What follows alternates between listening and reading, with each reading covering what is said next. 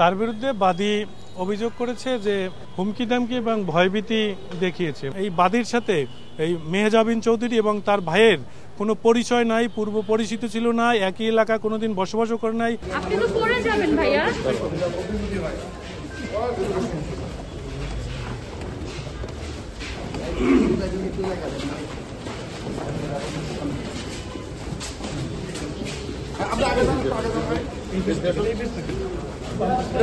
জায়গাটা দেন না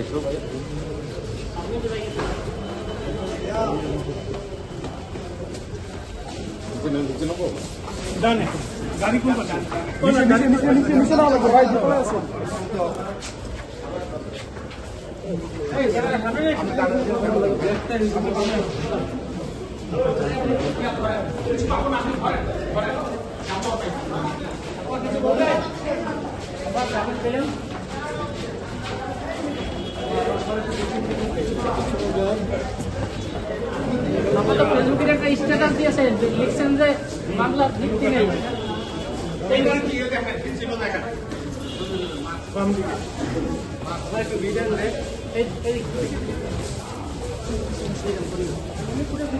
ঘুরে দেন না, পুরো দেন না।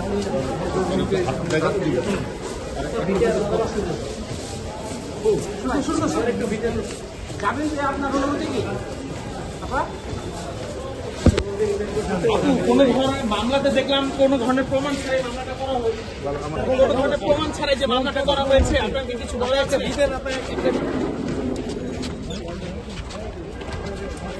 এর ভিতরে অন্তত একটা বি দেন, কিছু একটা বলে যান। বন্ধ করেন, মোবাইল আর পিছনে না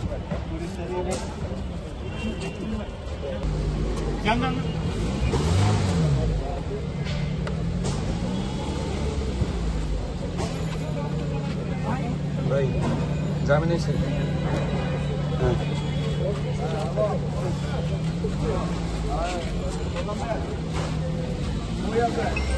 তার বিরুদ্ধে বাদী অভিযোগ করেছে যে হুমকি দামকি এবং ভয়ভীতি দেখিয়েছে এবং ঘটনাস্থলটা দেখিয়েছে হাতিরঝিলের জাহাজ রেস্টুরেন্টের সামনে। 16 মার্চ তারিখে এই ঘটনার বিষয়ে মামলার আর্জিতে উল্লেখ করেছেন এবং আর্জিতে উল্লেখ করেছেন যে হাতিরঝিলের এই ঘটনার প্রেক্ষিতে তিনি রাজধানীর ভাটারা থানায় মামলা করতে গিয়েছিলেন। ভাটারা থানা কর্তৃপক্ষ মামলা নেয়নি, এই কারণে তিনি মাননীয় আদালতে মামলা করেছেন।